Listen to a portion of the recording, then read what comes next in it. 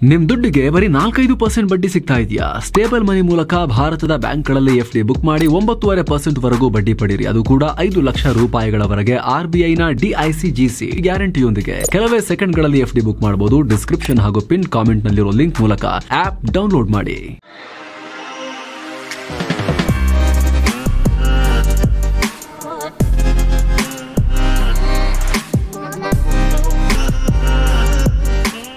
Hi friends, ದಿನದ ಎಲ್ಲ ಪ್ರಮುಖ ಸುದ್ದಿಯನ್ನ ನಿಮಗೆ ತಲುಪಿಸುವ mastmaga.com ನ ಫುಲ್ ನ್ಯೂಸ್ಗೆ ಸ್ವಾಗತ. ನಾನು ಅಮರ್ ಪ್ರಸಾದ್. ವಕ್ಫ್ ವಿಚಾರವಾಗಿ ಮುಸ್ಲಿಮರ ಪ್ರತಿಭಟನೆಯಿಂದ ಬಂಗಾಳ ಹೊತ್ತಿ ಉರಿತಾ ಇದ್ರೆ, ದಕ್ಷಿಣದಲ್ಲಿ ತಮಿಳುನಾಡಿನಲ್ಲೂ ಕೂಡ ದೊಡ್ಡ ವಿವಾದ ಭುಗಿಲೆದ್ದಿದೆ. ವೆಲೂರಿನ ಕಟ್ಟುಕೊಳ್ಳೈ ಭಾಗದಲ್ಲಿ ಹೆಚ್ಚು ಕಮ್ಮಿ ಇಡೀ ಊರಿನ ಕೃಷಿ ಭೂಮಿಯನ್ನ ವಕ್ಫ್ ಬೋರ್ಡ್ ನನ್ನದು ಅಂತ ಕ್ಲೇಮ್ ಮಾಡಿದೆ. ಕನಿಷ್ಠ 150 ರೈತ ಕುಟುಂಬಗಳಿಗೆ ಈಗ ಆಲ್ರೆಡಿ ನೋಟಿಸ್ ಅನ್ನ ಕೂಡ ಕೊಟ್ಟಿದ್ದಾರೆ. ಸ್ಥಳೀಯ ದರ್ಗಾದ ಸೈಯದ್ ಅಲಿ ಸುಲ್ತಾನ್ ಶಾ ಅನ್ನೋ ವ್ಯಕ್ತಿ ನೋಟಿಸ್ ಕಳಿಸಿದ್ದಾರೆ. ಇದು ದರ್ಗಾಗೆ ಸೇರಿದ ಜಾಗ, ಹಾಗಾಗಿ ಇಲ್ಲಿ ಜನರೆಲ್ಲ ಇರೋ ಹಾಗಿಲ್ಲ. ಈ ಕೂಡಲೇ ಈ ಜಾಗವನ್ನ ಖಾಲಿ ಮಾಡಬೇಕು ಅಂತ ನೋಟಿಸ್ ಇಶ್ಯೂ ಮಾಡಲಾಗಿದೆ. ಈ ಅನಿರೀಕ್ಷಿತ ಆಘಾತದಿಂದ ಇಡೀ ಊರೇ ಕಂಗಾಲಾಗಿದೆ. ಹೆಂಗಸರು, ಮಕ್ಕಳು ಎಲ್ಲರೂ ದೊಡ್ಡ ಪ್ರತಿಭಟನೆ ಮಾಡಿದ್ದಾರೆ ತಮಿಳುನಾಡಿನಲ್ಲಿ. ಜಿಲ್ಲಾಡಳಿತದ ಮುಂದೆ ಈ ಕೂಡಲೇ ಮಧ್ಯಪ್ರವೇಶ ಮಾಡಿ ನ್ಯಾಯ ಕೊಡಿಸಿ ಅಂತ ಆಗ್ರಹ ಮಾಡಿದ್ದಾರೆ. ಅಲ್ಲದೆ 4 ತಲೆಮಾರುಗಳಿಂದ ಈ ಊರಿನಲ್ಲಿ ವಾಸ ಇದ್ದೀವಿ, ಎಲ್ಲರೂ ಕೃಷಿಯನ್ನೇ ನಂಬಿದ್ದೀವಿ, ನಮ್ಮ ಕೃಷಿ ಭೂಮಿಗೆ ಸರ್ಕಾರ ಕೊಟ್ಟಿರೋ ದಾಖಲೆಗಳೇ ಇವೆ, ಈಗ ಏಕಾಏಕಿ ಈ ಕೃಷಿ ಭೂಮಿ ಖಾಲಿ ಮಾಡಿ ನಮ್ದು ವಕ್ಫ್ದಿದು ಅಂತ ಹೇಳ್ತಿದ್ದಾರೆ, ಏನ್ ಮಾಡಬೇಕೋ ಗೊತ್ತಾಗ್ತಿಲ್ಲ ಅಂತ ಜನ ಆಕ್ರೋಶ ಹೊರಹಾಕಿದ್ದಾರೆ. ಈ ಮೂಲಕ ತಿರುಚುನಾಪಳ್ಳಿಯ ಘಟನೆ ನಂತರ ತಮಿಳುನಾಡಿನಲ್ಲಿ ಇನ್ನೊಂದು ವಕ್ಫ್ ವಿವಾದ ಶುರುವಾದಂತಾಗಿದೆ. ಈ ಮುಂಚೆ ಒಂದು ಇಡೀ ಊರು ನಮ್ದು ಅಂತ ವಕ್ಫ್ ಕ್ಲೈಮ್ ಮಾಡಿತ್ತು ತಿರುಚುನಾಪಳ್ಳಿಯಲ್ಲಿ. 1500 ವರ್ಷ ಹಳೆಯ ಚೋಳರ ಕಾಲದ ದೇವಸ್ಥಾನವನ್ನ ಕೂಡ ಸೇರಿಸಿಕೊಂಡು ಇಡೀ ಊರನ್ನ ವಕ್ಫ್ ಕ್ಲೈಮ್ ಮಾಡಿತ್ತು. ಆಮೇಲೆ ಅದು ಕೋರ್ಟ್ಗೆ ಹೋಗಿತ್ತು. ಆ ವಿವಾದ ಇನ್ನೂ ಹಾಗೇ ಇದೆ, ಇತ್ಯರ್ಥ ಆಗಿಲ್ಲ. ಅದರ ನಡುವೆ ಅದು ಕೇಂದ್ರದಲ್ಲಿ ವಕ್ಫ್ ಬಿಲ್ ಪಾಸ್ ಆಗಿ ರಾಷ್ಟ್ರಪತಿ ಸೈನ್ ಬಿದ್ದ ನಂತರ ಕೂಡ ಈಗ ಒಂದು ಹಳ್ಳಿಯನ್ನ ಕ್ಲೇಮ್ ಮಾಡಲಾಗಿದೆ. ಏನೋ ತಮಿಳುನಾಡಿನಲ್ಲಿ ಚುನಾವಣೆ ಹತ್ತಿರವಾಗ್ತಿದ್ದಂತೆ CM MK ಸ್ಟಾಲಿನ್ ಅಪಾಯಕಾರಿಯಾಗಿ ವರ್ತಿಸ್ತಾ ಇದ್ದಾರೆ. ಪಾಲಿಟಿಕ್ಸ್ ಎಲ್ಲ ಪಕ್ಷಗಳು ಮಾಡ್ತಾರೆ, ಆದರೆ ಸ್ಟಾಲಿನ್ರ ಪಾಲಿಟಿಕ್ಸ್ ಮಿತಿಗಳನ್ನ ಮೀರಿ ಹೋಗ್ತಾ ಇದೆ. ದೇಶದ ಒಕ್ಕೂಟ ವ್ಯವಸ್ಥೆಯನ್ನ ಪ್ರಶ್ನೆ ಮಾಡಿದ್ದಾರೆ ಸ್ಟಾಲಿನ್. ಕೇಂದ್ರ ಸರ್ಕಾರದಿಂದ ನಮಗೆ ಸ್ವಾಯತ್ತತೆ ಬೇಕು ಅನ್ನೋ ಪದವನ್ನು ಬಳಸಿದ್ದಾರೆ. ಅಂದರೆ ಇಂಡಿಪೆಂಡೆಂಟ್ ಆಗಬೇಕು ಅನ್ನೋ ರೀತಿಯಲ್ಲಿ, ಅಟಾನಮಸ್ ಆಗಬೇಕು ಅನ್ನೋ ರೀತಿಯಲ್ಲಿ ಪದವನ್ನು ಬಳಸಿದ್ದಾರೆ. ತಮಿಳುನಾಡು ಸೇರಿದಂತೆ ಎಲ್ಲ ರಾಜ್ಯಗಳ ಹಕ್ಕುಗಳನ್ನು ರಕ್ಷಿಸೋದು ನಮ್ಮ ಗುರಿ. ಹಾಗಾಗಿ ನಾವು ಪ್ರಯತ್ನ ಮಾಡ್ತಾ ಇದ್ದೀವಿ. ರಾಜ್ಯಕ್ಕೆ ಹೆಚ್ಚಿನ ಸ್ವಾಯತ್ತ ಅಧಿಕಾರ, ಅಟಾನಮಸ್ ಪವರ್ಸ್ ಬೇಕು. ಒಕ್ಕೂಟ ಸರ್ಕಾರ, ಅವರು ಕೇಂದ್ರ ಸರ್ಕಾರ ಅನ್ನೋ ಶಬ್ದವನ್ನು ಬಳಸಲ್ಲ. ಈ ಒಕ್ಕೂಟ ಸರ್ಕಾರ ರಾಜ್ಯಗಳ ಅಧಿಕಾರಗಳನ್ನು ಕಿತ್ಕೊಳ್ತಾ ಇದ್ದಾರೆ. ಹೀಗಾಗಿ ಕೇಂದ್ರ ಮತ್ತು ರಾಜ್ಯಗಳ ಸಂಬಂಧಗಳ ಬಗ್ಗೆ ಒಂದು ಉನ್ನತ ಮಟ್ಟದ ಹೊಸ ಅಧ್ಯಯನ ಆಗಬೇಕು. ಅದಕ್ಕೆ ನಾವೇ ಈಗ ಒಂದು ಆಯೋಗವನ್ನು ನಮ್ಮ ತಮಿಳುನಾಡು ಕಡೆಯಿಂದ ರಚನೆ ಮಾಡ್ತೀವಿ ಅಂತ ಹೇಳಿದ್ದಾರೆ. ಸುಪ್ರೀಂ ಕೋರ್ಟ್ನ ನಿವೃತ್ತ ನ್ಯಾಯಮೂರ್ತಿ ಕುರಿಯನ್ ಜೋಸೆಫ್ ನೇತೃತ್ವದಲ್ಲಿ ಉನ್ನತ ಮಟ್ಟದ ಸಮಿತಿಯನ್ನು ಮಾಡ್ತೀವಿ. ಅವರು ರಾಜ್ಯ ಸರ್ಕಾರಗಳ ಹಕ್ಕುಗಳ ಕುರಿತು ಸಲಹೆ ಕೊಡ್ತಾರೆ. ಸಮವರ್ತಿ ಪಟ್ಟಿಯಲ್ಲಿರೋ ವಿಚಾರಗಳನ್ನು, ಅಂದರೆ ಶಿಕ್ಷಣ, ಆಸ್ತಿ ವರ್ಗಾವಣೆ, ಕ್ರಿಮಿನಲ್ ಲಾ, ಇನ್ನಿತರ ವಿಚಾರ ಇದಾವಲ್ಲ, ಕೇಂದ್ರ ರಾಜ್ಯ ಇಬ್ಬರೂ ಕಾನೂನು ಮಾಡಬಹುದಾದ ಪಟ್ಟಿ, ಸಮವರ್ತಿ ಪಟ್ಟಿ, ಕಂಕರೆಂಟ್ ಲಿಸ್ಟ್, ಇವುಗಳನ್ನು ರಾಜ್ಯಗಳಿಗೆ ಫುಲ್ ಬಿಟ್ಬಿಡಿ, ಕೇಂದ್ರ ಇದಕ್ಕೆ ಬರಬಾರದು ಅಂತ ಹೇಳಿದ್ದಾರೆ. ಇದಕ್ಕೆ ಸಂಬಂಧಪಟ್ಟಂತೆ ಈ ಸಮಿತಿ ತನ್ನ ಮಧ್ಯಂತರ ವರದಿಯನ್ನು ಮುಂದಿನ ವರ್ಷದ ಜನವರಿಯಲ್ಲಿ ಮತ್ತು ಅಂತಿಮ ವರದಿಯನ್ನು 2 ವರ್ಷದ ಒಳಗೆ ಕೊಡುತ್ತೆ ಅಂತ ಸ್ಟಾಲಿನ್ ಹೇಳಿದ್ದಾರೆ. ಅದರಲ್ಲೂ NEP ವಿಚಾರ ಪ್ರಸ್ತಾಪ ಮಾಡಿ ಶಿಕ್ಷಣ ಸಮವರ್ತಿ ಪಟ್ಟಿಯಲ್ಲಿ ಇರಲೇಬಾರದು. ಸಂವಿಧಾನದ 42ನೇ ತಿದ್ದುಪಡಿ ಮಾಡುವಾಗ ಶಿಕ್ಷಣವನ್ನು ಸಮವರ್ತಿ ಪಟ್ಟಿಗೆ ಸೇರಿಸಿದ್ದಾರೆ. ಇದು ಕೇವಲ ರಾಜ್ಯದ ವಿಚಾರವಾಗಿಯೇ ಇರಬೇಕು. ಆ ತಿದ್ದುಪಡಿ ರದ್ದು ಮಾಡಬೇಕು ಅಂತ ಹೇಳಿದ್ದಾರೆ. ಗಮನಿಸಬೇಕಾದ ಸಂಗತಿ ಅಂದರೆ, ಆ ತಿದ್ದುಪಡಿ ಮಾಡಿದ್ದು 1976ರಲ್ಲಿ, ಅಂದರೆ ತುರ್ತು ಪರಿಸ್ಥಿತಿ ಇತ್ತು. ಈಗ ಅವರ ಮಿತ್ರ ಪಕ್ಷವಾಗಿರೋ ಕಾಂಗ್ರೆಸ್ ಕಾಲದಲ್ಲೇ ಅದು ಆಗಿತ್ತು, ಇಂದಿರಾ ಗಾಂಧಿ ಅವರ ಟೈಮ್ನಲ್ಲಿ. ಈಗ ಸ್ಟಾಲಿನ್ ಅದು ರದ್ದು ಮಾಡಬೇಕು ಅಂತ ಇವಾಗ ಒಂಥರ ಈ ತಮಿಳುನಾಡಿನಲ್ಲಿ ಪ್ರತ್ಯೇಕತೆಯ ಮೈಂಡ್ ಸೆಟ್ಗೆ ಎಷ್ಟಾಗುತ್ತಷ್ಟು ಬಲ ಕೊಡೋಣ ಅಂತ ಟ್ರೈ ಮಾಡ್ತಿದ್ದಾರೆ ಸ್ಟಾಲಿನ್. ತಮಿಳುನಾಡು ಗವರ್ನರ್ RN ರವಿ ಅವರನ್ನ ಸುಪ್ರೀಂ ಕೋರ್ಟ್ ತರಾಟೆಗೆ ತಗೊಂಡು ವಿಧಾನಸಭೆ ಮಂಡಿಸಿದ ಬಿಲ್ಲನ್ನು 3 ತಿಂಗಳ ಒಳಗೆ ಪಾಸ್ ಮಾಡಿ ಅಂತ ಹೇಳಿದ ಬೆನ್ನಲ್ಲೇ ಆ ವಿಚಾರದಲ್ಲಿ ಕರೆಕ್ಟಾಗಿ ಮಾಡಿದ್ದಾರೆ ಸುಪ್ರೀಂ ಕೋರ್ಟ್ನವರು. ರಾಜ್ಯಪಾಲರು ಏನು, ಅವ್ರಿಗೇನು ಚುನಾಯಿತರಲ್ಲ, ಅವರು ತೀರಾ ಕಡ್ಡಿ ಆಡಿಸ್ಲಿಕ್ಕೆ ಪವರ್ಸ್ ಇರಬಾರ್ದು, ಕರೆಕ್ಟು. ಆದರೆ ಅದೇ ಅವಕಾಶವನ್ನು ಬಳಸ್ಕೊಂಡು ಸ್ಟಾಲಿನ್ ಈಗ ಇನ್ನಷ್ಟು ಕೇಂದ್ರ, ರಾಜ್ಯ, ತಮಿಳುನಾಡು ಪ್ರತ್ಯೇಕ ಈ ಥರದ ಮೈಂಡ್ ಸೆಟ್ಗೆ ಬೆಂಕಿ ಹಾಕೋಕೆ ಪ್ರಯತ್ನ ಪಡ್ತಾ ಇದ್ದಾರೆ, ತುಪ್ಪ ಹಾಕೋಕೆ. ಕಾಂಗ್ರೆಸ್ನ ಫಸ್ಟ್ ಫ್ಯಾಮಿಲಿ ನೆಹರು ಗಾಂಧಿ ಕುಟುಂಬದ ವಿರುದ್ಧ ಬಂದಿರೋ ನ್ಯಾಷನಲ್ ಹೆರಾಲ್ಡ್ ಕೇಸ್ನಲ್ಲಿ ದೊಡ್ಡ ಬೆಳವಣಿಗೆಯಾಗಿದೆ. ಇಡಿ ವಿಪಕ್ಷ ನಾಯಕ ರಾಹುಲ್ ಗಾಂಧಿ, ಅವರ ತಾಯಿ ಸಂಸದೆ ಸೋನಿಯಾ ಗಾಂಧಿ ಸೇರಿದ ಹಾಗೆ ಸಾಕಷ್ಟು ನಾಯಕರ ವಿರುದ್ಧ ಚಾರ್ಜ್ ಶೀಟ್ ಫೈಲ್ ಮಾಡಿದೆ. ಆರೋಪಿಗಳ ಪಟ್ಟಿಯಲ್ಲಿ ಸ್ಯಾಮ್ ಪಿತ್ರಡಾ, ಕಾಂಗ್ರೆಸ್ ನಾಯಕ ಸುಮನ್ ದುಬೆ ಹೆಸರು ಕೂಡ ಇದೆ. ಏಪ್ರಿಲ್ 25ಕ್ಕೆ ಕೋರ್ಟ್ ಇದರ ವಿಚಾರಣೆ ನಡೆಸುತ್ತೆ. ಏನೋ ಇಡಿ ಕೇಸಿಗೆ ಕಾಂಗ್ರೆಸ್ ಕಿಡಿಕಾರಿದೆ. ನ್ಯಾಷನಲ್ ಹೆರಾಲ್ಡ್ ಸ್ವತ್ತುಗಳನ್ನು ಸೀಸ್ ಮಾಡೋದು ರೂಲ್ ಆಫ್ ಲಾ ಹೆಸರಲ್ಲಿ ಸರ್ಕಾರ ಮಾಡ್ತಿರೋ ಸರ್ಕಾರಿ ಪ್ರಾಯೋಜಿತ ಅಪರಾಧ ಅಂತ ಕಾಂಗ್ರೆಸ್ ಲೀಡರ್ ಜೈರಾಮ್ ರಮೇಶ್ ಡಿಫೆಂಡ್ ಮಾಡ್ಕೊಂಡಿದ್ದಾರೆ. ಕಾಂಗ್ರೆಸ್ ಸುಮ್ಮನೆ ಕೂರಲ್ಲ, ಇದು ರಾಜಕೀಯ ಪ್ರೇರಿತ ಅಂತ ಹೇಳಿದ್ದಾರೆ. ಅಂದಹಾಗೆ ವಿವಾದ ಏನು ಆರೋಪ, ಎಷ್ಟು ಕೋಟಿ ಆರೋಪ ಎಲ್ಲವೂ ನಿಮಗೆ ಈ ವಿಡಿಯೋದಲ್ಲಿ ಸಿಗುತ್ತೆ. ಫುಲ್ ನ್ಯೂಸ್ ಎಂಡ್ನಲ್ಲಿ ನೀವು ಆ ವಿಡಿಯೋಗೆ ಟ್ಯಾಪ್ ಮಾಡೋ ಮೂಲಕ, ನಾವು ಸ್ಕ್ರೀನ್ ಮೇಲೆ ತರ್ತೀವಿ, ಟ್ಯಾಪ್ ಮಾಡೋ ಮೂಲಕ ಆ ವಿಡಿಯೋಗೆ ಜಂಪ್ ಆಗ್ಬೋದು. ವಕ್ಫ್ ತಿದ್ದುಪಡಿ ವಿರೋಧಿಸಿ ಪಶ್ಚಿಮ ಬಂಗಾಳದಲ್ಲಿ ಮುಸ್ಲಿಮರು ಮತ್ತು ಮುಸ್ಲಿಂ ಸಂಘಟನೆಗಳು ನಡೆಸ್ತಾ ಇರುವ ಪ್ರತಿಭಟನೆ ಇದೆಯಲ್ಲ, ಇದಕ್ಕೆ ಸಂಬಂಧಪಟ್ಟಂತೆ ಮತ್ತೊಂದು ಸ್ಫೋಟಕ ಮಾಹಿತಿ ಹೊರಬೀಳ್ತಾ ಇದೆ. ಗಲಭೆಯ ಹಿಂದೆ ಬಾಂಗ್ಲಾದ ಕೈವಾಡ ಇತ್ತು ಅಂತ, ಅಲ್ಲಿನ ಮೂಲಭೂತವಾದಿ ಗುಂಪುಗಳು ಇದಕ್ಕೆ ಕುಮ್ಮಕನ ಕೊಟ್ಟಿದ್ವು ಅಂತ ಸರ್ಕಾರಿ ಮೂಲಗಳು ಮಾಹಿತಿಯನ್ನು ಕೊಟ್ಟಿವೆ.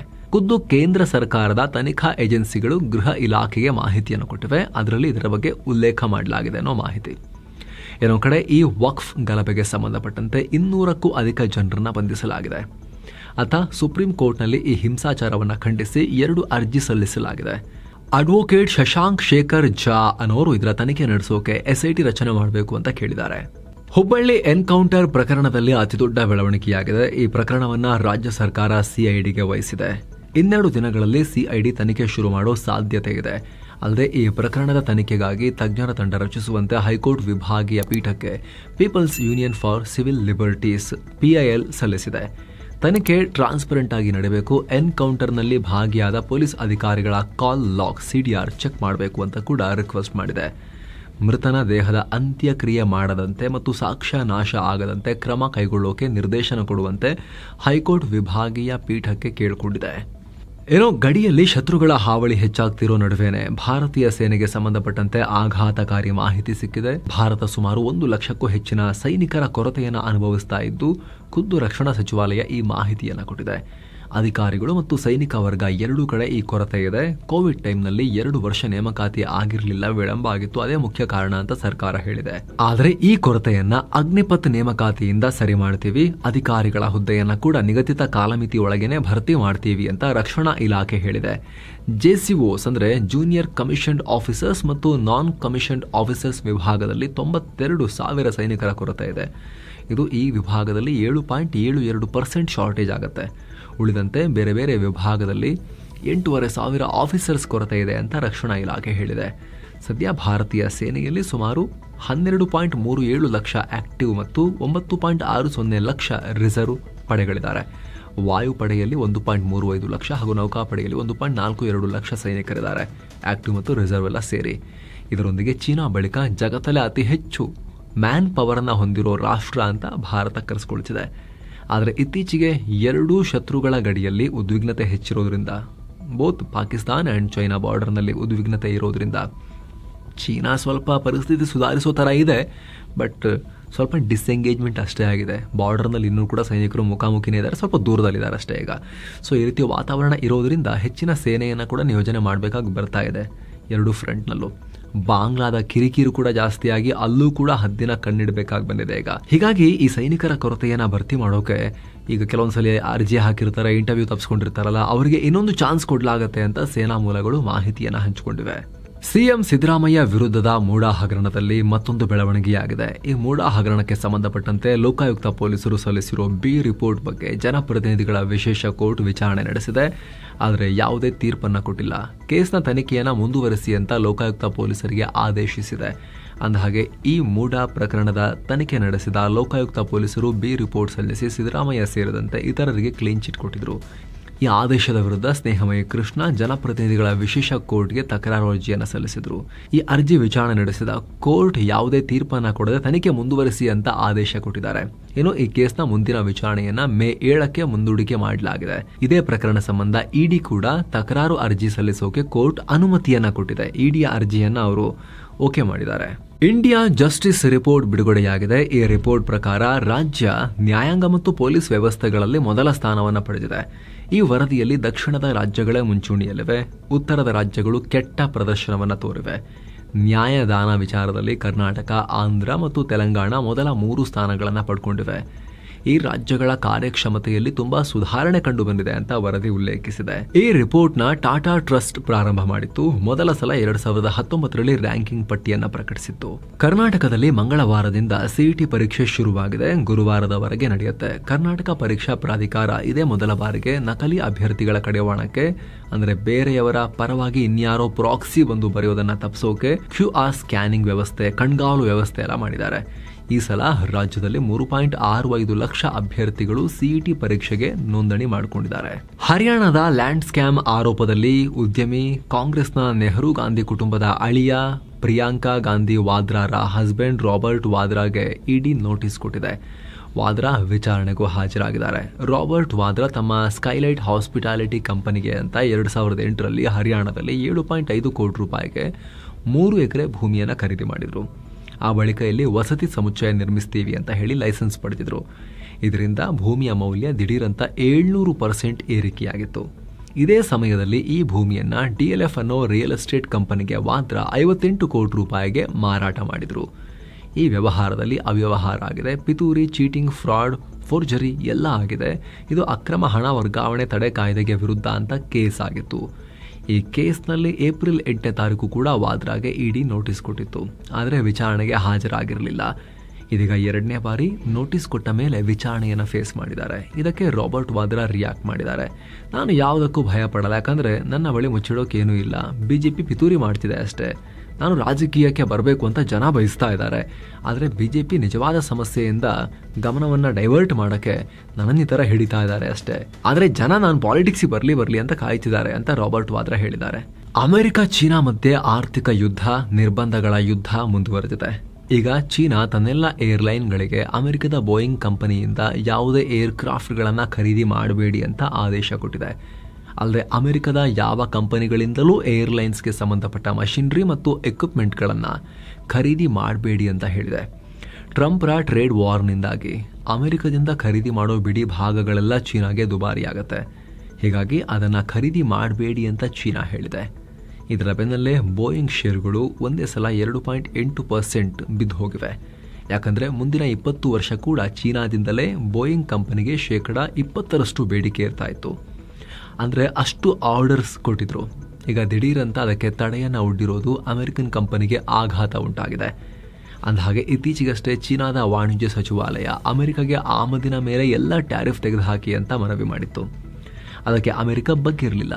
ಚೀನಾ ನಿಮಗ ಯಾರನ್ನು ಬಿಟ್ಟರು ನಿಮ್ಮನ್ನಂತೂ ಬಿಡೋದಿಲ್ಲ ಅಂತ ಚೀನಾನ ಟಾರ್ಗೆಟ್ ಮಾಡಿ ಟ್ರಂಪ್ ಹೇಳಿಕೆ ಕೂಡ ಕೊಟ್ಟರು. ಅದರ ಬೆನ್ನಲ್ಲೇ ಚೀನಾ ಈ ರೀತಿ ಪ್ರತಿ ಏಟನ್ನು ಕೊಡ್ತಾ ಇದ್ದೀವಿ ಅಂತ ಮಾಡಿದೆ. ಅಂದಹಾಗೆ ಈ ಬೋಯಿಂಗ್ ಕಂಪನಿ ಅಮೆರಿಕದ ಟಾಪ್ ಏರೋಪ್ಲೇನ್ ತಯಾರಿಕಾ ಕಂಪನಿ. ಬರೀ ಅಮೆರಿಕ ಮಾತ್ರವಲ್ಲ, ವಿಶ್ವದಲ್ಲೇ one of the top aeroplane maker. $119 billion net worth ಅನ್ನು ಹೊಂದಿದೆ. ಟ್ಯಾರಿಫ್ ಚರ್ಚೆಗಳ ನಡುವೆ ಕೂಡ ನಿರಂತರ 2ನೇ ಸೆಷನ್ನಲ್ಲೂ ಭಾರತದ ಷೇರುಪೇಟೆಯಲ್ಲಿ ಗೂಳಿ ಆರ್ಭಟ ಮುಂದುವರೆದಿದೆ. 90 ಡೇ ಪಾಸ್ ಅಂದಿದ್ದು ನಮ್ಮಲ್ಲಿ ಗೂಳಿಗಳೇ ಖುಷಿಯಾಗಿ ನೆಗೆಯೋಕೆ ಶುರು ಮಾಡಿದ್ದಾವೆ. ದಿನದ ವಹಿವಾಟಿನ ಅಂತ್ಯಕ್ಕೆ ಸೆನ್ಸೆಕ್ಸ್ ಬರೋಬ್ಬರಿ 1577 ಪಾಯಿಂಟ್ಸ್ ರೈಸ್ ಆಗಿ 76,734ಕ್ಕೆ ತಲುಪಿದೆ. ನಿಫ್ಟಿ 500 ಪಾಯಿಂಟ್ಸ್ ರೈಸ್ ಆಗಿ 23,328ಕ್ಕೆ ರೀಚ್ ಆಗಿದೆ. ಅಮೆರಿಕ ಅಧ್ಯಕ್ಷ ಟ್ರಂಪ್ರ 90 ದಿನ ಟ್ಯಾರಿಫ್ ವಿನಾಯಿತಿ, ಎಲೆಕ್ಟ್ರಾನಿಕ್ಸ್ ವಸ್ತುಗಳಿಗೆ ಟ್ಯಾರಿಫ್ ವಿನಾಯಿತಿ ಮತ್ತು ಯಾವುದೇ ಹೊಸ ಟ್ಯಾರಿಫ್ ಘೋಷಣೆ ಮಾಡದೆ ತಮ್ಮ ಟ್ಯಾರಿಫ್ ಆಕ್ರಮಣಕ್ಕೆ ಒಂಚೂರು ಬ್ರೇಕ್ ಹಾಕಿ ಬಾಲ ಮುದುರ್ಕೊಳ್ಳೋಕೆ ಅಮೆರಿಕ ಮುಂದಾಗ್ತಿರೋದು ಮಾರುಕಟ್ಟೆಯಲ್ಲಿ ಪಾಸಿಟಿವ್ ಬೆಳವಣಿಗೆಗೆ ಕಾರಣ ಆಗಿದೆ. ಇದರಿಂದ ದೇಸಿ ಮಾರುಕಟ್ಟೆಯಲ್ಲೂ ಕೂಡ ಬಹಳ ಉತ್ಸಾಹ ಕಂಡುಬಂತು. ಆಟೋ ಮತ್ತು ಫಿನಾನ್ಷಿಯಲ್ ಸ್ಟಾಕ್ಗಳು ತುಂಬ ಚೆನ್ನಾಗಿ ಪರ್ಫಾರ್ಮ್ ಮಾಡಿದ್ವು. ಒಂದೇ ಸೆಷನ್ನಲ್ಲಿ 10 ಲಕ್ಷ ಕೋಟಿ ರೂಪಾಯಿ ನೋಷನಲ್ ಗೇನ್ಸ್ ಆಯಿತು. ಏನು IndusInd bank, Tata Motors, Larsen and Toubro, Axis bank ಮತ್ತು HDFC ಬ್ಯಾಂಕ್ ಸೇರಿದಂತೆ ಬಹುತೇಕ ಷೇರುಗಳು ಗ್ರೀನ್ನಲ್ಲಿ ಅಂತ್ಯವಾಗಿವೆ. ಆದರೆ ITC, ಹಿಂದೂಸ್ತಾನ್ ಯೂನಿಲಿವರ್ ಲಿಮಿಟೆಡ್ ಷೇರುಗಳು ಕುಸಿತ ಕಂಡಿವೆ. ಏನೋ ಡಾಲರ್ ಮುಂದೆ ರೂಪಾಯಿ ಮೌಲ್ಯ 33 ಪೈಸೆ ಏರಿಕೆಯಾಗಿ 85 ರೂಪಾಯಿ 77 ಪೈಸೆಯಾಗಿದೆ. ಏನೋ ಚಿನ್ನ ಮತ್ತು ಬೆಳ್ಳಿ ಬೆಲೆ ವಿಚಾರಕ್ಕೆ ಬಂದರೆ 24 ಕ್ಯಾರೆಟ್ನ 10 ಗ್ರಾಂ ಚಿನ್ನದ ಬೆಲೆಯಲ್ಲಿ 251 ರೂಪಾಯಿ ಕಮ್ಮಿಯಾಗಿ 93,102 ರೂಪಾಯಿ ಆಗಿದೆ. 22 ಕ್ಯಾರೆಟ್ನ 10 ಗ್ರಾಂ ಚಿನ್ನದ ಬೆಲೆಯಲ್ಲಿ 231 ರೂಪಾಯಿ ಕಮ್ಮಿಯಾಗಿ 85,280 ರೂಪಾಯಿ ಆಗಿದೆ. 1 ಕೆಜಿ ಬೆಳ್ಳಿ ಬೆಲೆಯಲ್ಲಿ 2,101 ರೂಪಾಯಿ ಹೆಚ್ಚಾಗಿ 95,030 ರೂಪಾಯಿ ಆಗಿದೆ. ಸೊ ಫ್ರೆಂಡ್ಸ್, ಇದಾಗಿತ್ತು ಇವತ್ತಿನ ಫುಲ್ ನ್ಯೂಸ್. ನಾವು ಕುಯ್ದಿಲ್ಲ, ಹೇಳದಿಲ್ಲ, ಕಿರ್ಚಾಡಿಲ್ಲ. ಬರೀ ಸುದ್ದಿಯ ರೀತಿಯಲ್ಲಿ ನಿಮಗೆ ತಲುಪಿಸುವ ಪ್ರಯತ್ನವನ್ನು ಮಾಡಿದ್ದೀವಿ. ನಮ್ಮ ಈ ಪ್ರಯತ್ನ ನಿಮಗೆ ಇಷ್ಟ ಆಗ್ತಾ ಇದ್ದರೆ ದಯವಿಟ್ಟು mastmaga.comನ ಈ ಚಾನಲ್ಗೆ ಸಬ್ಸ್ಕ್ರೈಬ್ ಮಾಡಿ, ಪಕ್ಕದ ಬೆಲ್ ಐಕಾನ್ ಮೇಲೆ ಕ್ಲಿಕ್ ಮಾಡೋದನ್ನು ಮರಿಬೇಡಿ ಅಂತ ನಿಮ್ಮಲ್ಲಿ ನಮ್ಮ ರಿಕ್ವೆಸ್ಟ್. ಮತ್ತೆ ಭೇಟಿ ಆಗ್ತಿರೋಣ ಸ್ನೇಹಿತರೆ. ನಮಸ್ತೆ.